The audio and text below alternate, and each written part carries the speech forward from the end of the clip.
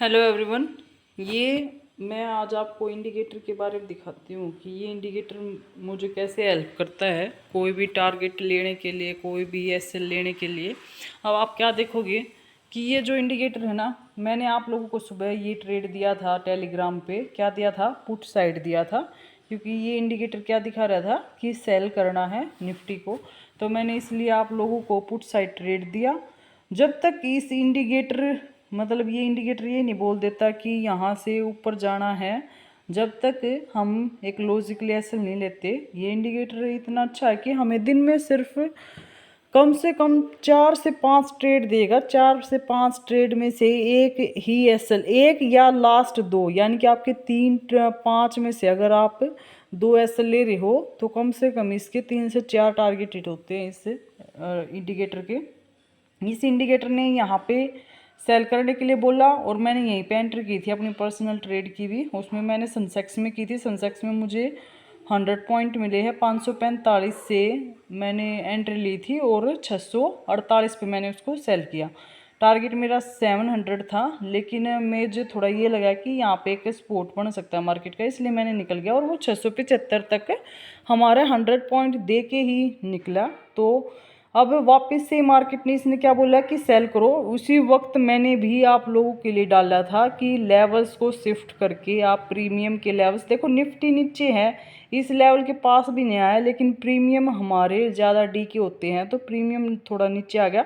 इसलिए मैंने आप लोगों को जो 24,100 का पुट था उसका बाइंग जोन 80 से 90 शिफ्ट करवाया और वहीं से वो पुट 80 से 24,100 का पुट 80 से 220 तक का हाई बना के आया है। और देखो वापस से मैंने क्या बोला था कि 24,020 को ब्रेक करती है मार्केट तो यहाँ तक आएगी, क्योंकि ये इंडिकेटर जो हमें कह रहा है कि यहाँ से मार्केट नीचे जाएगी।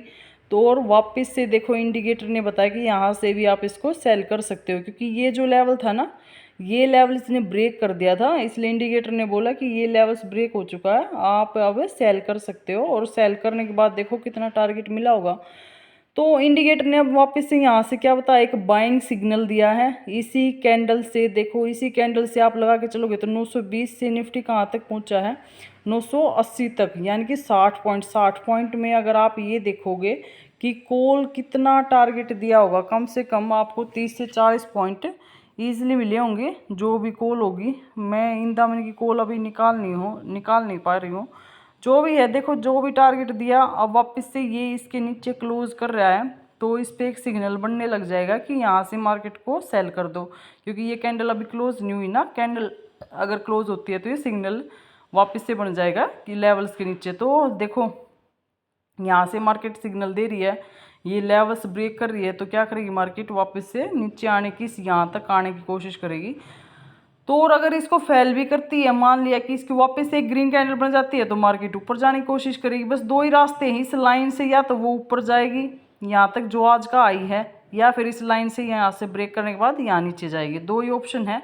तो हमें और देखो कितने अच्छे से, मतलब सिर्फ एक लाइन का आप ऐसा लगा रहे हो, एक ही नंबर 960 है जो भी है, 960 के ऊपर अगर क्लोजिंग ऊपर होती है तो हम कॉल साइड जाएंगे, इसके नीचे क्लोजिंग होती है तो हम अपनी पुट साइड जाएंगे। बस 4 से 5 पॉइंट का एसएल और टारगेट हमारे 20 से 30 पॉइंट की निफ्टी में, और सनसेक्स में हमारे 100 पॉइंट का टारगेट। डेली है मैं सनसेक्स में 100 पॉइंट अचीव करती हूँ।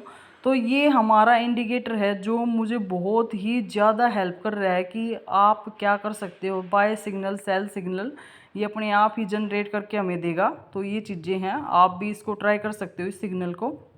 अब देखो मार्केट नीचे आ रही है ना, तो अब यहाँ पे एक सिग्नल ड्रॉ हो जाएगा और वापस से सिग्नल ड्रॉ होने के बाद ये लेवल कहाँ तक जाएगा, यहाँ तक के लिए।